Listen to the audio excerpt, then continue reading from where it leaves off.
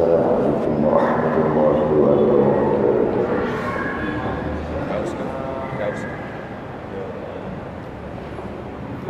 إن الحمد لله نحمده ونستعينه ونستهديه ونستغفره ونعوذ بالله من شرور أنفسنا ومن سيئات أعمالنا. من يهده الله فلا مضل له ومن يضلل فلا هادي له. أشهد أن لا إله إلا الله وحده لا شريك له وأشهد أن سيدنا محمدا عبده ورسوله. اللهم صل وسلم وبارك على سيدنا محمد الفاتح لما أغلق والخاتم لما سبق ناصر الحق بالحق والهدي إلى صراطك المستقيم صلى الله عليه وعلى آله وأصحابه حق قدره ومقدار العظيم. Amma ba'd. Pertama sekali kita rafa'kan kesyukuran, rasa terima kasih kita kepada Allah Ta'ala. Alhamdulillah, Allah masih lagi memberikan kita nikmat hidup hingga ke hari ini. Allah kekalkan kita taufik dan hidayahnya. Allah bagi kita sihat tubuh badan.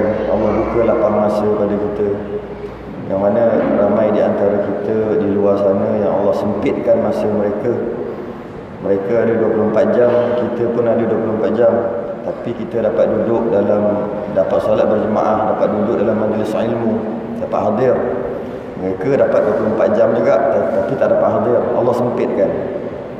Dan dapat kita mendengar sedikit tazkirah, fadzakir in nafa'atiz dzikra. Mudah-mudahan tazkirah itu berguna dan kita dapat ilmu, kita belajar, kita faham. Dan dengan kefahaman tu yang paling penting kita membenarkan, tasdiq dekat hati kita, semua ajaran yang dibawa oleh baginda Nabi sallallahu alaihi wasallam adalah benar. Alhamdulillah, Allah jadikan kita Islam sejak kita lahir lagi. Ibu dan ayah kita agama Islam kita.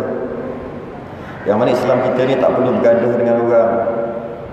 Kerana ada orang nak dapat Islam dia terpaksa bergaduh dengan adik-beradik, putus saudara, habis RM2 yang banyak untuk masuk Islam. Alhamdulillah, Allah bagi kita percuma, iaitu Islam baka dan keturunan. Dan Alhamdulillah, Islam baka dan keturunan kita ni terbukti bahawasanya bukan semata-mata baka dan keturunan. Allah mudahkan kita duduk dalam majlis ilmu.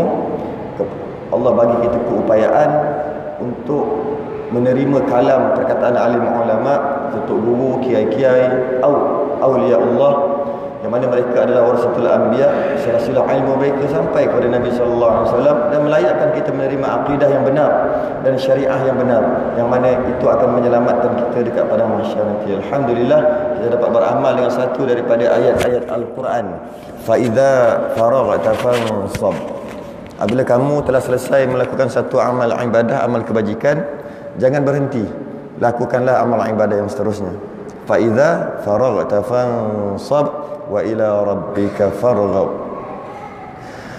Nabi SAW bersabda, wa man salaka tariqa yaltamisu fi ilma sahalallahu lahu bihi tariqa ila jannah. Siapa yang menuntut ilmu siapa yang menempuh satu perjalanan untuk menuntut ilmu, Allah mudahkan jalannya ke syurga. La tazalu aliman ma kunta muta'alliman fa idza istaghnaita kunta jahilan. Kita sentiasa jadi orang alim selagi mana kita berstatus pelajar. Sekiranya kita berasa cukup, kita berhenti belajar, sewaktu itu kita telah tergolong dalam golongan orang-orang yang jahil, walaupun siapa kita sekalipun. Dan Imam Syafi'i pernah berpesan, wa man lam yazuq murrat ta'allumi sa'ah tajarra'a dhulal jahli tulal hayatih. Siapa yang tidak mengharungi rasa kepahitan dalam pembelajaran, maka dia terpaksa menelan kehinaan akibat kebodohannya sepanjang hayatnya. Yang mana menuntut ilmu itu lebih aula daripada beribadah. Ilmu lebih aula daripada ibadah. Yarfa'illahu alladhina amanu minkum walladhina utul ilma darajat. Allah akan meninggikan orang-orang yang beriman di antara kita, dan Allah meningkatkan lagi di antara kita yang mempunyai ilmu beberapa darjat. Kerana itulah ilmu tu lebih penting. InsyaAllah pada malam ni sepatutnya saya dah balik dalam perjalanan balik ke Selangor, ada program daurah esok. Cuma tu pagi esok kan, sempat saya mungkin tak mengambil masa yang lama. Saya dah 6 hari dah duduk sini, suara pun dah tak ada. Datang ada suara, ni tak ada suara. Balik. Suara bukan macam ni, suara lain sebenarnya. Datang ada suara, balik tak ada suara. Orang Kuantan habis ambil suara lah. Banyak program selama 6 hari di sini. Setiap bulan saya memang ada di Kuantan. Cuma biasanya hari Ahad minggu kedua ni dah tak ada dah. Untuk kali ni je agak terlajak sikit. Yang mana apa nama ni datang saya di sini, alhamdulillah. Cuma sikit pembetulan tadi. Saya bukan cicit Syekh Daud Al-Fatani. Orang yang mengaji kitab-kitab Musalli, Buqayatul Tulab dan kitab-kitab dia, dan dia sebelum mengaji tu dia belajar salasilah ataupun keturunan pengarang. Dia tahulah Syekh Daud lahir 17 lebih 1700, hujung 1700, tahun 1700 yang penghujung. Sebab apa saya sebut penghujung? Sebab dia banyak sangat khilaf. Ada 1784, 17, jadi 1700 lebih. Wafat meninggal 18 lebih, 1850 sebelum. Jadi area itulah umurnya. Yang mana ada dua riwayat. Riwayat yang pertama dia kahwin, riwayat kedua dia tak kahwin. Yang kata riwayat yang kata dia kahwin tak ada anak. Jadi kalau cakap cicit, confirm membohong. Confirm. Senang je nak tahu sebenarnya. Cuma yang mengambil manfaat daripada dia, Syekh Daud Al-Fatani, adalah anak saudara dia. Iaitu dia ada 4 adik-beradik lelaki, 1 adik-beradik perempuan. Dia sendiri, kita ambil lah riwayat kata kahwin lah. Cuma tak dapat zuriat, tak ada anak. Jadi adik-beradik dia semua alim-alim, mempunyai anak. Anak ni lah anak saudara dia. Anak saudara ni yang belajar ni, bawa pergi Mekah sekali, termasuklah Syekh Ahmad dan sebagainya lah. Jadi kalau ke situ, apa nama maksudnya, kena tambah saudara di belakang tu. Satu. Yang kedua, cicit pun tak boleh juga. Cicit pun tak boleh juga. Kalau kita kira tahun, mana boleh. Dia tu baru 3 generasi. Ayah seorang pun, lepas tu anak, cucu, cicit, 3 generasi. Yang tu dah berapa ratus tahun dah. 200 tahun. Dia sepatutnya 5 generasi. Tapi kena tambah lagi lah. Bukan cicit lah. Lepas cicit apa? Cuit. Tu lah kot. Bawah lagi lah. Maksudnya kalau dari segi kita panggil secara umum, kena lah tu. Cucu cicit, anak cucu boleh lah kan. Cuma yang tepatnya bukan cicit, tapi saudara. Ada saudara tu, saudara. Sebab dia memang tak ada zuriat. Dia tak ada zuriat. Jadi sekadar nama je tok-tok nenek, kita tak macam tu pun. Kita ni biasa je. Biasa je, tak adalah sampai macam tu. Yang mana kita kenal dia seorang yang hebat. Cuma pada malam ni insya-Allah saya nak apa nama ni, bawa satu perkara, satu perbahasan berkaitan dengan ilmu dan adab. Ilmu dan adab. Saya terasa duk fikir tadi, apa benda biasa di sini, kuliah saya di sini tetap. Di sini tu Kuantan dah tetap. Biasanya berkitab. Tak ada ceramah ataupun tazkirah pun tak ada, semua kitab. Jadi kita tahu dah apa yang nak diceritakan. Nak baca kitab, masuk baris tu, itulah yang disyarahkan. Jadi oleh kerana ni, mana ada, lagipun ni minggu yang kedua, minggu tambahan. Jadi fikir-fikir dalam kereta tadi, saya ingat apa ni, untuk bawa kita berfikir tentang dua perkara, iaitu ilmu dan adab. Kerana Nabi SAW bersabda, kun aliman au muta'alliman au mustami'an au muhibban wala takunul khamis fatahlik. Jadilah kamu orang yang mengajar jika boleh mengajar. Jika ada ilmu, ada kemampuan, mengajarlah kalau boleh mengajar. Atau orang yang belajar, dah tak boleh belajar, belajar. Atau orang yang mendengar. Apa beza belajar dengan mendengar? Belajar dia ada rukun, syarat sah belajar. Rukun belajar. Rukun belajar antaranya dia kena ada sandaran, iaitu kitab. Dia kena ada senjata, iaitu pen dan kertas. Itu namanya belajar. Dia kena ada cerna. Dia kena ada fikir. Dia kena berkeruk kening.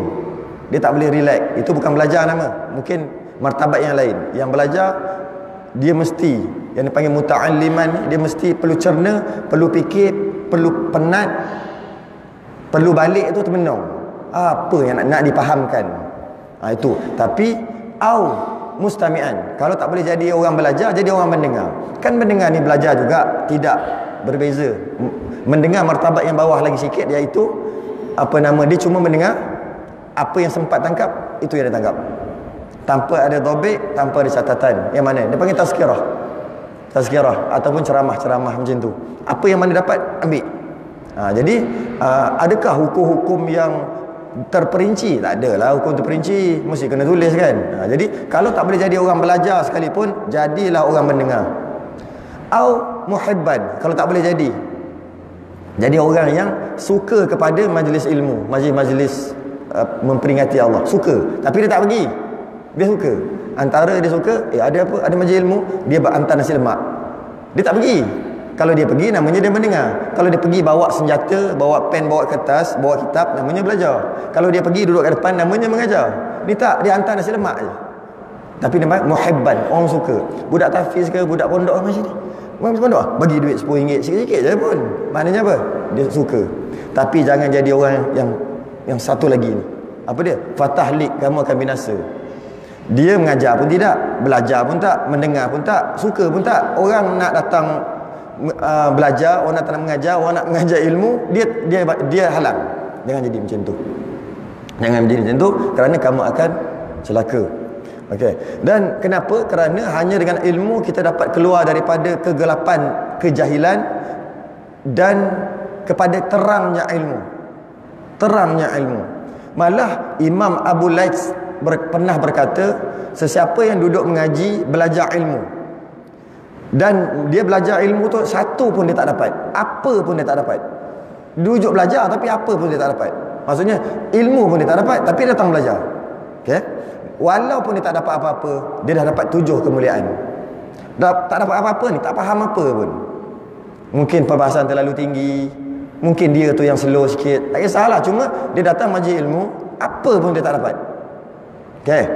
Walaupun macam tu, dia tetap dapat 7 kemuliaan. Antaranya adalah dia dapat keutamaan pahala sebagai pencari ilmu, walaupun dia tak dapat ilmu. Dia tercegah daripada melakukan dosa. Dia mendapat rahmat Allah ketika keluar rumahnya. Dia dapat tempias rahmat ketika turunnya rahmat kepada orang yang belajar. Dia tak belajar, dia tak faham apa, tak dapat, tapi orang sebelah dia belajar sungguh, dia dapat tempias. Dia dapat tempias. Dan dia dicatatkan baginya orang yang taat selagi dia mendengar, walaupun tak dapat apa. Itu kalau datang majlis ilmu tak dapat apa. Kalau datang majlis ilmu dapat, lebih-lebih lagi lah. Itu antara kelebihan menuntut ilmu. Cuma Imam Nawawi duk pesan, sibuk dengan ilmu adalah seafdal taat pada Allah. Taat pada Allah macam-macam, dengan cara sembahyang, dengan cara sedekah, macam-macam boleh taat pada Allah. Dengan berzikir, la ilaha illallah, tahajud, semua boleh. Itu semua namanya taat pada Allah.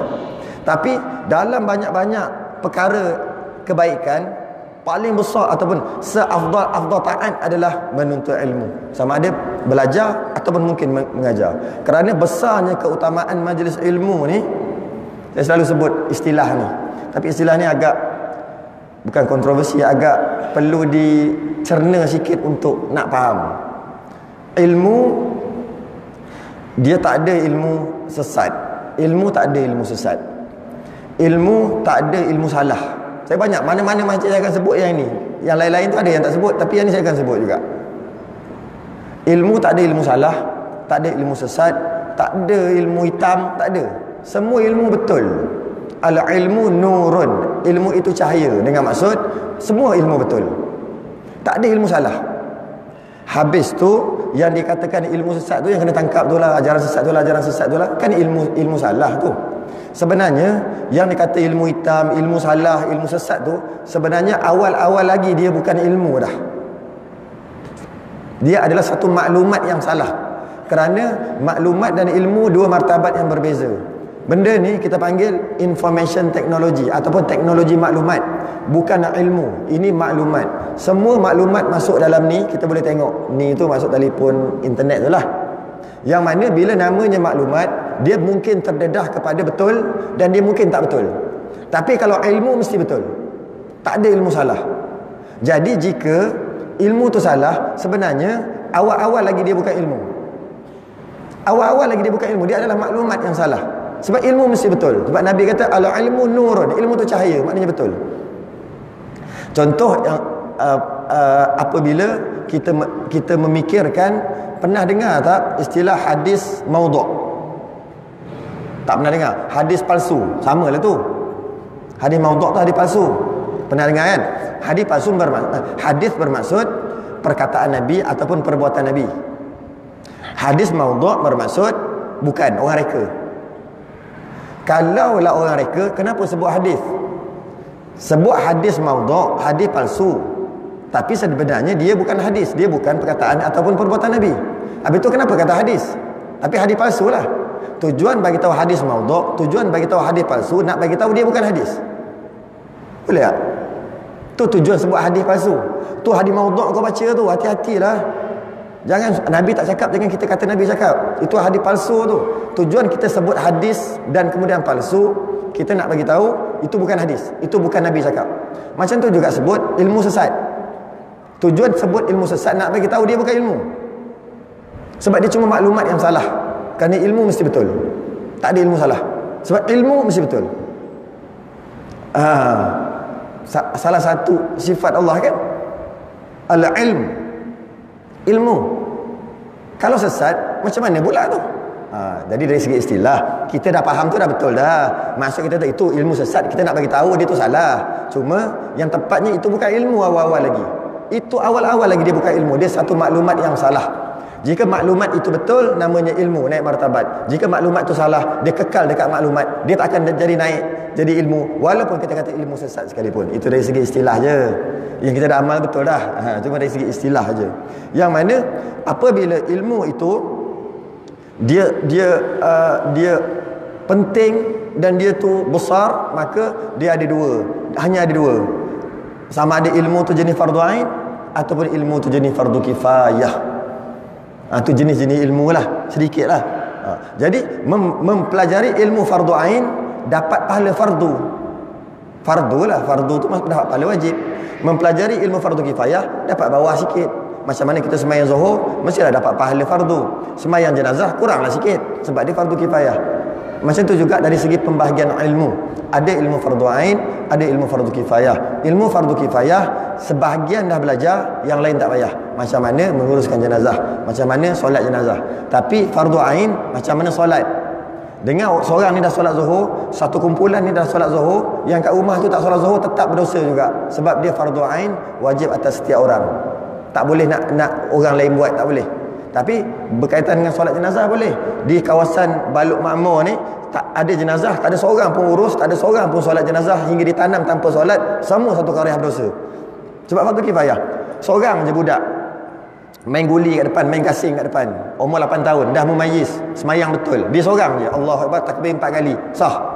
Maka terangkatlah semua satu qariah. Dengan maksud itu fardu kifayah, orang lain boleh tolong untuk melepaskan dosa tu. Tapi fardu ain tak boleh. Macam tu juga ilmu. Ada ilmu dia panggil fardu ain, yang mana ayah dah belajar, cukup lah tu. Anak tak payahlah, tak boleh. Tapi ilmu fardu kifayah boleh. Dia dah belajar bab hadis, belajar bab tafsir. Jadi aku tak apalah, ayah dah belajar, tak apalah. Tak apa. Tak apa tu dengan maksud tak berdosa. Belajar bagus. Itu pembahagian sedikit, pembahagian ilmu. Yang mana ilmu itu perlu dicari mengikut turutan. Maksudnya mengikut tangga. Jangan belajar ilmu fardu kifayah tapi meninggalkan ilmu fardu ain. Yang cantik belajar fardu ain dulu baru fardu kifayah jika masih lagi muda. Tapi kalau dah berumur tak payah, belajar semua. Fardu ain pun belajar, fardu kifayah pun belajar. Yang tak naknya fardu kifayah saja, fardu ain tak belajar. Tu yang tak nak. Itu antara tipu daya syaitan dia panggil. Walaupun belajar ilmu agama, tapi fardu ain tak belajar. Apa fardu ain ni? Alah, yang duk belajar selalu tu lah, wuduk, mandi wajib, istinja, tu lah yang tu jugalah. Solat, puasa, zakat, itulah. Itu fardu ain. Dan kalau bab tauhid, sifat 20, sifat yang wajib bagi Allah, jangan salah meletak Allah pada sifat-sifat yang tak layak dan sebagainya. Itulah bab tasawuf pula, cara nak berjaga dengan hati macam mana, bermuamalat dengan hati macam mana, ada riak nak buang macam mana, nak ikhlas macam mana. Itulah fardu ain. Fardu kifayah macam mana? Tafsir Ibnu Katsir, tafsir Al-Munir, 40 hadis Imam Nawawi, macam tu. Yang jenis macam tu. Itu fardu kifayah. Sirah-sirah Nabi, sedaplah belajar tu. Cuma pergi sekali. Jangan tinggalkan fardu ain tu. Pergi sekali, maksudnya belajar sekali semua. Tapi untuk budak-budak mungkin umur 9-10 tahun, fardu kifayah jangan terus ajar fardu ain dulu sebab dia muda lagi. Yang kita ni Jalan dah semua. Nak tunggu bila lagi kan? Jalan semua. Seolah-olah jika orang tu hanya melakukan qabliyah dan ba'diyah ketika solat, tapi solat maghrib tak, qabliyah ba'diyah buat. Seolah-olah orang yang mempelajari ilmu fardu kifayah tak belajar ilmu fardu ain. Bimbang takut tertipu dengan rupa ibadah dipanggil. Macam mana pun tetap kena jaga untuk belajar tu. Belajar ilmu tu bukan sekadar kita nak ilmu. Yang penting juga kena jaga adabnya. Kena jaga adab, kerana Imam Bukhari dia menukilkan dalam kitab sahihnya, al-ilmu qabla al-qaul wal amal. Ilmu sebelum perkataan dan amal. Tapi Imam Malik kata al-adabu qabla al-ilmu. Adab didahulukan sebelum ilmu. Yang ini kadang-kadang orang berilmu adab tak ada. Kadang-kadang orang tak berilmu adab dia masya-Allah. Jadi sebenarnya mana dulu ni? Kalau nak ikut turutan, adab dulu baru ilmu. Bukan ilmu dulu. Adab dulu baru ilmu, kata Imam Malik. Malah ulama mengeluarkan satu kaedah. Bukannya dahulukan adab atas ilmu ni. Dahulukan adab atas suruhan Nabi sekalipun. Allah, Nabi, kita dahulukan adab daripada suruhan Nabi. Ya. Ulama meletakkan satu kaedah, dahulukan adab walaupun Nabi suruh. Maksudnya jangan dengar cakap Nabi. Istilahnya macam tu. Dengar dulu, tak habis lagi ni. Dalam masalah adab, kalau Nabi suruh pun jangan buat. Maksudnya adab kan, lebihkan adab. Yang diambil daripada peristiwa Sayyidina Abu Bakar As-Siddiq ketika Nabi sakit. Ketika Nabi sakit, kemudian orang tunggu nak sembahyang ni. Biasa Nabi jadi imam, tunggu keluar bilik tu lah. Dia dekat je kan, macam Nawawi tu. Tak keluar-keluar, dah lewat dah ni. Siapa yang layak ganti? Yang layak ganti Sayyidina Abu Bakar lah. Orang paling dekat. Pergi lah, nanti dulu, tunggu tak keluar-keluar. Akhir sekali Sayyidina Abu Bakar, tak belah, kita kena sembahyang dah ni. Dah lewat dah ni. Nabi Sayyidina Abu Bakar keluar je dekat tempat imam tu, baru pusing nak cek saf lah, nak suruh qomat ni. Tengok Nabi keluar slow-slow, sakit. Slow-slow. Keluar, dia tak boleh berdiri dah waktu tu. Ada orang papah keluar. Sayyidina Abu Bakar undur balik. Nabi kata, naik. Aku tak boleh berdiri. Aku kena duduk. Nabi suruh lagi, naik. Sayyidina Abu Bakar tak ikut. Tak dengar cakap Nabi. Maknanya akhir sekali Nabi jadi imam juga, dan semayang Nabi tu cara duduk. Nabi duduk, yang lain semua ni. Jadi maksudnya kat sini, Sayyidina Abu Bakar dengar cakap Nabi. Lawan tu. Dia lawan cakap Nabi tu. Nabi kata naik, tu suruhan tu. Allah dan Rasul jangan lawan. Tapi Sayyidina Abu Bakar lawan tak? Lawan istilah tu lah. Tak nak. Kenapa? Dia dahulukan adab atas suruhan pun. Suruhan Nabi pun dia janji, adab ke depan. Jadi jika macam tu, kita kena faham. Nabi sekarang dah tak ada dah. Macam mana? Maka ilmu dahulukan adab atas ilmu, kata Imam Malik. Macam tu juga kalau kita tengok peristiwa Hudaibiyah. Sayyidina Ali, dia tuliskan perjanjian tu daripada Muhammad Rasulullah kepada musyrik. Akhir sekali nak jika orang aku datang masuk tempat kau boleh pegang. Jika yang berat sebelah tu lah. Cerita pasal tu panjang pula. Cerita berat sebelah. Sayyidina Ali tengok berat sebelah ni. Nabi kata tak apa. Dia tahulah kan, ni berat sebelah perjanjian ni. Kita rugi ni. Tak apa. Okey, sign. Nabi ambil cincin dia, mohor dia. Chop lah istilahnya. Kalau dulu, sekarang ni sign lah, chop. Musyrik tak mau sign. Kata dah setuju. Dia kata, aku lawan kau sebab engkau kata engkau Rasulullah. Aku cakap engkau bukan Rasulullah. Aku lawan kau sebab tu jadilah perjanjian Hudaibiyah. Tiba-tiba kau tulis itu daripada Muhammad Rasulullah kepada sekian. Kalau macam tu, maknanya aku intiraf engkau. Padam. Nabi kata, Sayyidina Ali yang tulis, tukang tulis. Padam. Nabi kata, padam. Sayyidina Ali tak padam kan? Sayyidina Ali tak padam. Tak padam. Lawan tak cakap Nabi? Lawan. Akhir sekali, yang mana? Yang ni. Nabi ambil air liur dia, padam dengan ni. Sebab nak berjayakan perjanjian Hudaibiyah tu. Dengar cakap tak? Tak dengar. Dahulukan adab atas suruhan. Dahulukan adab atas suruhan. Kerana itulah, walaupun Nabi kata, sahabat tanya, nak selawat pada engkau macam mana? Ajar aku yang power punya selawat. Kan macam-macam selawat boleh. Tolong ajar aku satu, aku nak amal yang terbaik punya selawat. Nabi kata, Allahumma salli ala Muhammad wa ala ali Muhammad. Setengah riwayat, Allahumma salli wa sallim ala Muhammad. Itulah. Mana ada Sayyidina? Nabi tak suruh pun. Nampak tak? Nabi suruh pun sebab nak mendahulukan adab. Sahabat tak ikut. Ini kan pula Nabi tak larang pun. Malah Nabi pernah kata, aku Sayyidil Mursalin. Sayyid aku ni. Kita tambah Sayyidina tu. Sebab apa? Adab. Beradab dengan Nabi. Jadi itu antara adab yang perlu ada. Jadi ketika untuk mempelajari ilmu, antara adabnya adalah sabda Nabi SAW, man talabal ilma liyubahiya bihil ulama au liyumariya bihis sufaha au liyasrifa wujuhan nasi ilaih fahuwa finnar. Maksudnya barang siapa yang menuntut ilmu dengan niat untuk membanggakan diri, untuk ilmu nak bangga, atau niat untuk berdebat, itu tujuan dia menuntut ilmu. Atau dia nak dengan ilmu tu semua manusia memberikan perhatian padanya, fahuwa finnar. Mengaji pun, belajar pun masuk neraka. Kena betul niat tu. Niat belajar tu untuk apa? Aku lama dah tak puas hati dengan dia ni. Belajar sebab nak ni balik, nak berhujah. Tak jadi. Tak jadi. Kenapa belajar ni? Bila berilmu orang respect. Tak jadi. Tak jadi. Maka apa nama ni, hendaklah kita menuntut ilmu, betulkan niat. Itu yang pertama. Kemudian antara adab-adab belajar juga adalah sebut tadi apa nama ni, dalam kitab Sairus Salikin disebut ada 17 adab pengajar, tapi hanya ada 7 adab pelajar. Maknanya pelajar dengan pengajar lebih banyak adab pengajar lagi sebenarnya.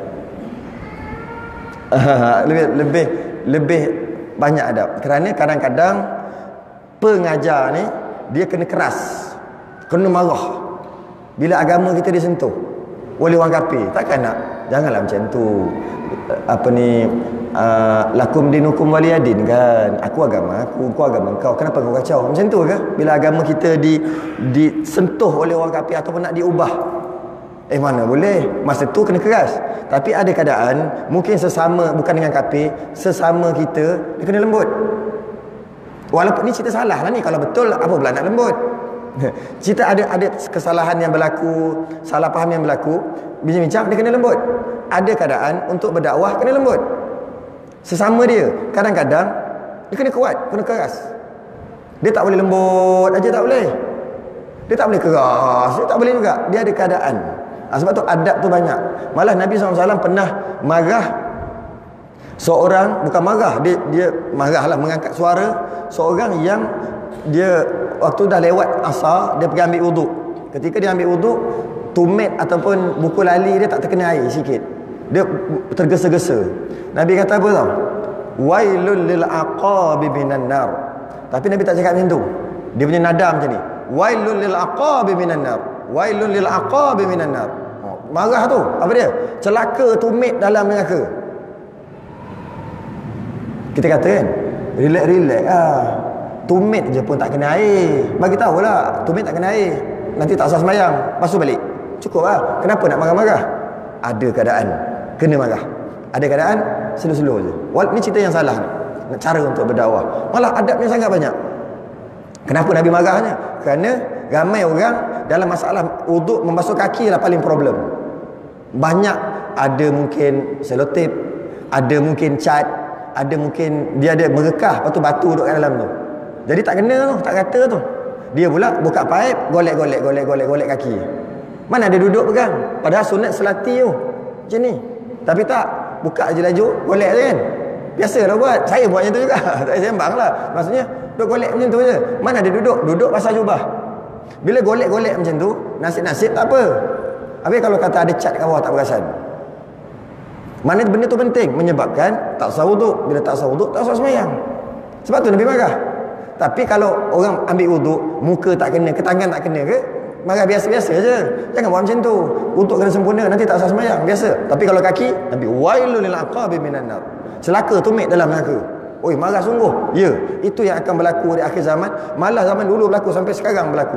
Iaitu dalam masalah wuduk, dia basuh kaki tu lebih kurang sebab dia agak payah sikit. Malah tak ada tempat duduk pula, katalah pipe tak ada tempat duduk lagi ya. Macam mana? Buka laju-laju. Pertama buka laju-laju, dah banyak membazir air. Lepas tu golek kau tu, golek kau ni, golek kau tu, ni tahu lah tu. Tarik macam ni. Adakah pasti rapat? Ada orang jari dia panggil jari itik, dia agak ni, dia macam rapat sangat. Celah tu kena ke tak? Dah buat macam ni pun tak boleh pergi. Kadang-kadang dia jadi macam ni. Biasa berumur dia akan jadi macam ni. Ni tak kena ni. Dia tak boleh tarik dah. Urat, saraf masalah. Dia jadi macam ni, dia punya jari kaki. Paling banyak sekali merekah. Lepas tu jalan tak pakai slipper ke apa ke, masuk batu. Batu agak halus-halus. Lekat dekat situ. Masa tu waktu tu wajib basuh. Di celah tu dia golek macam tu. Tak usah. Kadang-kadang perlu marah. Kadang-kadang jangan, cakap baik-baik ya. Slow talk, PM tepi.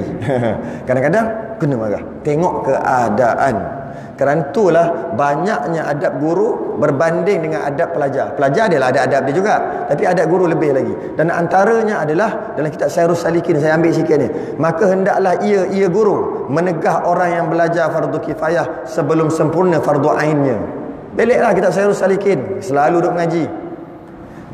Tok guru datang, ustaz datang, dia kena tanya dulu fardu ain selesai ke tidak. Tak selesai, dia tak dibenarkan ajar. Dari segi adab, dia tak boleh ajar fardu kifayah.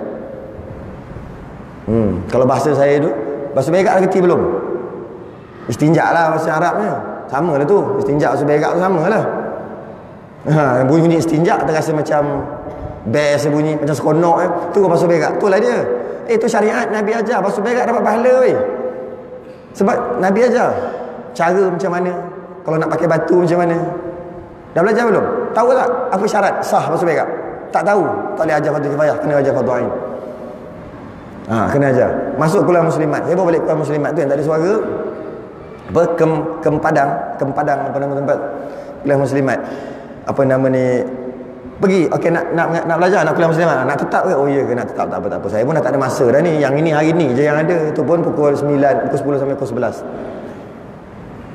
Nak mengaji apa, nak belajar apa, macam-macam boleh kita belajar itu semayang lah, belajar apa, atau mungkin apa ni 40 tanda hari kiamat, huru-hara di padang mahsyar, macam-macam boleh. Semua fardu kifayah, semua boleh. Macam-macam boleh. Apa nama ni, menguruskan rumah tangga supaya mawaddah warahmah dan sebagainya, semua boleh. Tapi saya tanya dulu, hai nifas selesai tak? Tu fardu ain. Tanya satu soalan, dua soalan, tiga soalan, empat soalan, tarak. Tak ada ngaji lain, tak payah. Tak payah ngaji bab ni. Ngaji bab ni. Kenapa apa? Kerana fardu ain itu antara adab. Bukan kata tak boleh mengajar, boleh je, cuma adabnya. Iaitu hendaklah seorang guru mengajar ilmu fardu ain jika di tempat tu tak ada lah, maksudnya. Jika ada dah selesai, baru boleh fardu kifayah. Itu antara. Sama juga adab murid pun macam tu lah juga. Saya pernah kena halau dekat pondok dulu. saya dah duduk sana dah 2 ataupun 3 tahun. Dah jadi senior. Saya masuk umur 11 tahun. 11, 12, 13. Umur 13 macam tu lah. Umur 13 tu dah 3 tahun. Dah jadi orang lama dah. Jadi senior lah tu. Biasalah budak-budak. Baru nak up. Belagak lah sikit. Tengok orang budak-budak baru masuk. Yang umur 12, yang bawa UPSR dah masuk kan. Kita umur 13 je baru. Tapi sebab masuk awal, jadi macam orang lama lah. Padahal lebih kurang je umur. Tengok ni umur 13 ni, budak-budak UPSR ni. Ni geng-geng gagal lah ni. Dulu masuk pondok yang tak ada harapan. Sekarang tak. Sekarang Alhamdulillah yang masuk pondok tu yang cekedik-cekedik. Dulu yang tak ada harapan, yang pancit tayar cikgu, yang ponteng sekolah yang tu masuk pondok. Tok guru pening kepala, aku nak ambil ke tidak ni kata. Tak ambil, kesian. Ambil, aku pasal Allah pondok aku, hilang aku punya selipar. Tapi akhir sekali yang itu yang jadi lebay tu. Yang orang cakap lebay tu, yang tu yang jadi baik tu. Tok guru didik. Tapi nak masuk pondok ni dia kena cerdik, nak banyak benda nak hafal. Jadi kita duduk aja umur 13. Oh, jadi orang lama. Padahal umur sama je dengan diorang ni. Masuk. Oh, bang, panggil abang oh. Abang padahal umur 13. Dia orang mana tahu. Sebab kita orang lama. Tak budak. Jadi dengan seronok dengan duk belagak budak-budak macam tu. Kena ada kelas. Ni kelas ni nak masuk. Ini kelas awal, ini peralihan. Ini korang baru-baru, korang tak reti apa-apa, korang nak masuk sini dulu. Kita tahulah. Sampai ke satu tempat pelajar di kawasan pondok, ada kepala mutalaah tengah mengajar kita hikam.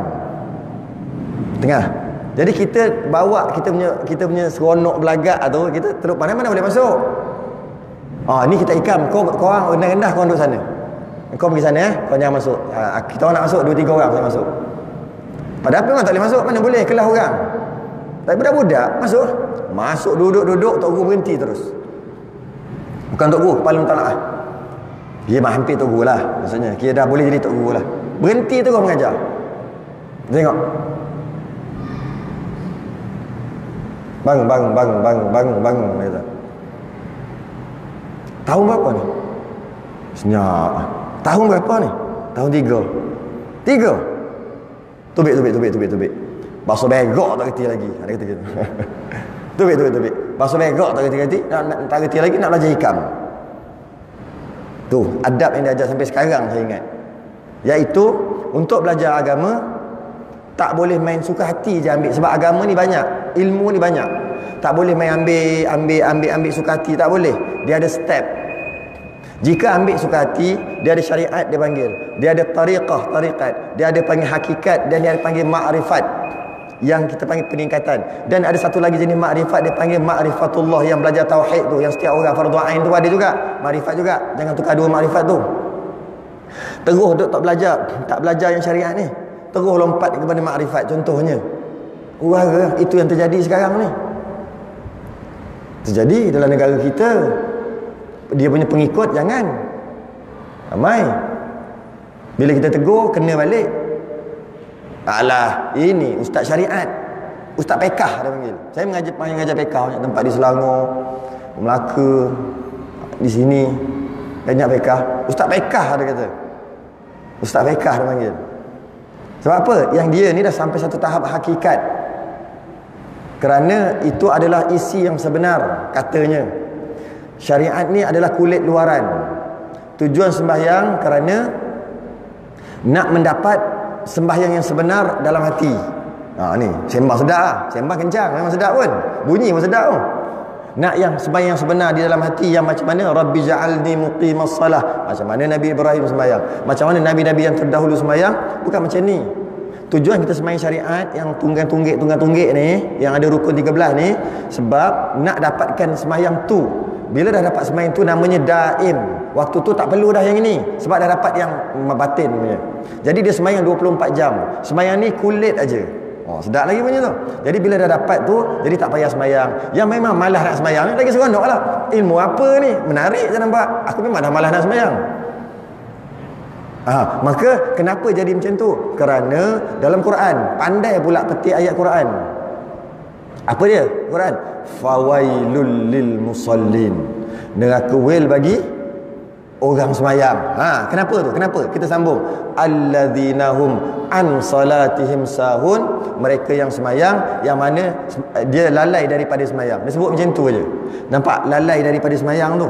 Masuk neraka wail. Engkau sembahyang khusyuk tak? Khusyuk? Tak. Wail. Neraka. Aku tak sembahyang. Aku tak. Engkau yang wail. Baik kau sembahyang. Quran cakap. Habis tu takkan tak nak sembahyang? Tak perlulah, sebab kalau sembahyang tak khusyuk. Sembahyang dia mesti khusyuk. Sebab siapa tak khusyuk, katanya lah. Saya ulang balik orang cakap ni, bukan saya cakap ni. Tak lagi yang saya cakap Ini orang cakap dulu. Nanti kata ustaz cakap tu bukan. Jadi jika nak sembahyang dia kena khusyuk. Kalau tak khusyuk masuk neraka. Jadi kalau lah tak khusyuk, sebab dia kata sahun iaitu lalai. Lalai itu lawannya khusyuk lah. Jika lalai jangan sembahyang. Khusyuk baru boleh sembahyang. Kalau tidak neraka wail. Sebab ada ayat yang lain. Petik pula ayat yang lain. Pandai lagi. Ya ayyuhalladzina amanu, wahai orang-orang yang beriman, la taqrabus salah, jangan kamu sembahyang. Kan la taqrabuz zina, jangan kamu zina kan. La taqrabus salah, jangan kamu sembahyang. Wa antum sukara, ketika kamu mabuk. Sukara tu mabuk. Sakaratul maut, mabuk maut, mabuk nak mati. Tu sakarat tu cakap bukan-bukan tu. Minah duduk sebelah rumah, aku panggil, aku nak jumpa. Minah dah 30 tahun meninggal mak. Tu kan. Dan kenapa macam tu? Dia mabuk. Sakaratul maut, sakarat tu mabuk. Sakarat tu mabuk. Apa ni? La taqrabus salah, jangan kamu sembahyang. Wa antum sukara, ketika kamu mabuk. Ketika mabuk jangan sembahyang. Nampak? Pertama, wahai orang yang beriman. Bila jika dia orang beriman, adakah dia minum arak? Tak. Jadi apa maksud mabuk tu? Sebab kalau mabuk-mabuk sekali faham minum arak. Tapi ayat di awal Allah kata, wahai orang beriman. Bila orang beriman, mestilah tak minum arak. Jadi mabuk tu bukan mabuk minum toddy, bukan. Nampak? Dia mula nampak? Bijak. Memang saya kadang-kadang takjub tengok. Pandai sungguhlah reka. Tak apa, kita sambung cerita ni. Menarik cerita ni. Okey. Kemudian apa nama ni? Maknanya orang beriman tak mungkin mabuk. Mabuk minum toddy tu. Jadi mabuk tu maksudnya apa? Selain daripada masuk mabuk, tak khusyuk, lalai. Kan lalai ni mabuk berangan. Menarik juga pembahasannya. Kiasannya tu mantap. Okey. Apa ni? Jangan, wahai orang beriman, jangan kamu semayang ketika kamu mabuk, dengan maksud wahai orang beriman, jangan kamu semayang ketika kamu lalai. Kan dah cakap? Kan ditambah pula dengan fawailul lil musallin, dengan kewil bagi orang semayang. Inilah. Nampak?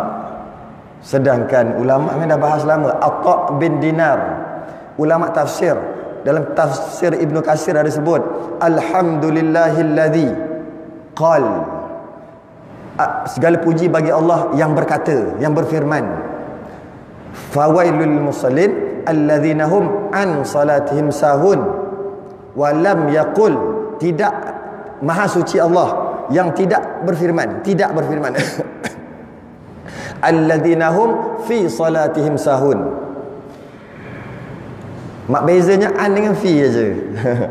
Maha suci Allah, kata Atha bin Dinar, maha suci Allah yang berfirman alladzina hum an salatihim sahun wa lam yaqul, maha suci Allah juga yang tidak berfirman. Nasib baik Allah tak berfirman macam ni, alladzina hum fi salatihim sahun. Nasib baik dia kata. Maknanya adalah sedikit perbahasan kat situ. An tu masuk daripada, fi tu masuk dalam. Jadi kalau fi salatihim sahun, baru semayang, dalam semayang tu sahun, lalai, itu baru kata betul. Tapi dalam ayat tu bukan fi, an, daripada. Maka maksud daripada tu apa? Mak pun kajilah. Daripada tu maksud lalai yang mana sehingga meninggalkan sembahyang. Lalai, tinggal sembahyang. Memanglah tinggal sembahyang masuk neraka. Jadi bezanya fi dengan an aja. Fi-nya kat mana? Dekat surah Al-Mu'minun. Qad aflahal mu'minun alladzina hum fi salatihim khashi'un. Itu fi. Qad aflahal mu'minun, maka berjaya orang-orang yang beriman. Alladzina hum, mereka yang fi salatihim khashi'un, khusyuk dalam sembahyang, berjaya.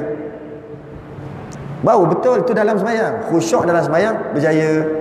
Tapi kalau tak khusyuk dalam sembahyang, tak ada apa-apa. Maka ulama fiqh mengatakan hukum khusyuk dalam sembahyang adalah sunat hay'ah. Sunat je khusyuk. Jadi kalau tak khusyuk pun wajib solat juga. Habis tu yang fawailul musallin itu lalai daripada, dengan maksud jalan lagi lah, terus tak sembahyang. Dah lepas tu qada, ataupun lepas pada tu terus tak sembahyang. Ataupun terus lupa terus macam tu aja. Itu maksud neraka wil bagi orang sembahyang, yang mana sembahyang tu keluar daripada waktu kerana dia sengaja. Sebab bezaan dengan fi. Itu antara, itu yang berlaku. Malah ramai orang berpahaman macam tu. Anak-anak muda lah. Anak muda lah kan benda ni. Sebab tu kita kadang-kadang terpaksa buat live. Terpaksa ni. Yang antara ni terpaksa nak kena, bukan lawan lah, nak kena terangkan kat diorang ni lah juga ni yang ada tu. Biasanya kalau tengok follower tu beratus ribu, 300, 400 ribu. Kalau cuba kuliah fardhu ain, ajar cara-cara istinja dengan batu, istijmar dia panggil. 3 biji batu untuk istinja tanpa membasuh pakai air. Tengok view ada berapa? Mata tu nak 10 pun bayar. Duk main 78. Cuba tengok yang lain-lain yang tu. Oh, K itu ribu lah. Tu antara cabaran Maka hati-hati. Yang pertama ilmu, yang kedua adab menuntut ilmu. Saya tak nak lebih kepada adab menuntut ilmu gitu, cara pakai apa sebagainya. Malah Jibril apa dah? Sekejap. Sikit lagi. Malah Jibril dah tunjukkan pada kita ketika dia pergi melawat ataupun pergi ziarah Nabi, ketika Nabi sedang berkuliah, berhalaqah. Ketika tu Jibril 3 orang malaikat menyerupai lelaki. Dia panggil, hadis tu terkenal dengan hadis Jibril, yang mana rukun iman, rukun Islam, rukun ihsan daripada itulah, daripada hadis tu. Yang mana Jibril sendiri datang jumpa sahabat untuk ajar sahabat. Tapi cara dia ajar sahabat bukan dia cakap mari sini semua aku nak ajar, aku malaikat Jibril, bukan. Caranya dia tanya Nabi, tapi sahabat dengar. Dia panggil hadis Jibril. Hadis tu hadis panjang, hadis yang sangat panjang, yang mana ketika datangnya dia tu untuk mengajar sahabat, yang ditanya apakah dia Islam, dia datang, dia duduk dekat depan Nabi, dia lagakan kepala lutut dia dengan kepala lutut Nabi macam ni. Sahabat tengok pelik, ini mana punya orang datang duduk dekat-dekat macam ni. Hanya orang duduk kat macam ni, yang macam ni je yang boleh. Kita pula tak kenal dia siapa, tak pernah tengok muka dia. Dia pula datang pula, rambut sisir rapi, warna hitam rambut. Padahal di padang pasir kalau naik unta dia akan berabuk. Ini tak, bahasa kita mungkin siap pakai minyak lagi kot, macam tu, minyak. Kemudian baju putih, sepatutnya baju dia kena berdebu, putih melepak. Muka putih, maksudnya muka putih, bukan tengah panas, bukan. Pakai baju kemas dan berwangi, wangi. Muka dia muda, maksudnya orang muda. Janggut, jambang ke, misai ke, trim elok. Pakai celak. Apa lagi? Jumpa Nabi, akhbirni anil Islam, akhbirni anil iman, akhbirni anil ihsan. Itulah panjang hadis itulah. Kau ceritakan aku Islam tu apa? Nabi menjawab, Islam adalah gini mengucap 2 kali syahadah macam ni. Engkau benar. Apakah dia iman? Iman adalah gini, percaya qadar. Engkau benar. Apakah dia ihsan? Ihsan adalah engkau beribadah seolah-olah engkau melihat Allah, jika tidak Allah melihat engkau ni. Engkau benar. Apa hal pula ni? Dia tanya, lepas tu dia benarkan pula. Apa benda ni? Akhir sekali sahabat tanya tu siapa? Apa hal tadi tu? Dia kata itu adalah Jibril. Dia datang kepada sini untuk ajar kamu agama kamu, bukan untuk ajar aku Nabi dan Rasul. Kata nak ajar kamu, tapi cara macam tu, macam orang tua lah, marah anak, sindir menantu. Dia cakap kat anak dia kan, ni anak dia makan dekat, ni pinggan ni, lepas ni ambil bubur dalam singki basuh tau. Dia cakap kat anak dia memang basuh pun, sebenarnya nak bagi tahu kat menantu dia tak pernah basuh pinggan. Dia panggil, marah anak sini dia menantu. Macam tu lah. Cerita kat orang lain, tujuan untuk orang lain. Maka ulama pun kaji peristiwa itu. Bila Jibril tu, dia cara dia ajar sahabat macam tu, maka ulama pun tengok Jibril rupa muda. Maknanya nak belajar kena muda. Tu adab belajar. Yang kedua, adab belajar juga rapi. Maksudnya rapi lah, handsome, buat elok-elok cantik. Okay. Yang ketiga, baju bersih, tak boleh kotor, wangi. Tu untuk belajar tu. Lepas tu pula sisir rapi, maksud pakaian dan sebagainya lah. Ulama melihat diri Jibril tu menandakan nak belajar kena macam tu, kena kemas, tak boleh serabai dan sebagainya. Itu dan sebagainya. Itu antara sedikit saya beberapa perkara berkaitan dengan ilmu dan adab. Soalnya adab lagi panjang, ilmu dan adab dalam belajar. Maka carilah ilmu, pastikan tangga tu tangga yang betul. Sebab kita dah lewat termasuk dah berumur, bantailah semua jenis tak payah kira fardu ain fardu kifayah dah semua. Tapi yang tak naknya hanya fardu kifayah, fardu ain tak ada, tu yang tak nak. Fardu ain juga fardu kifayah sekali. Macam mana kita mungkin ada qada dulu, tak qada lagi 10 tahun, masa umur 15 tengah balik, tinggal puasa, tinggal sembahyang mungkin 2 3 4 tahun, 10 tahun dulu kena qada weh. Sebelum mati kena qada. Cuma kalau qada qabliyah ba'diyah tak ada lah. Tarawih tak ada lah. Macam mana? Mengikut mazhab Hambali memang tak boleh sembahyang pun. Malah tak boleh sembahyang tarawih siapa yang ada qada subuh yang fardu. Apa ni bayar bunga. Pokok tak bayar. Bila bunga nak habis? Bunga tu sunat lah. Tapi mazhab Syafi'i dia baik sikit, lembut sikit, iaitu boleh untuk solat tarawih walaupun dulu ada tinggal sembahyang dengan satu syarat.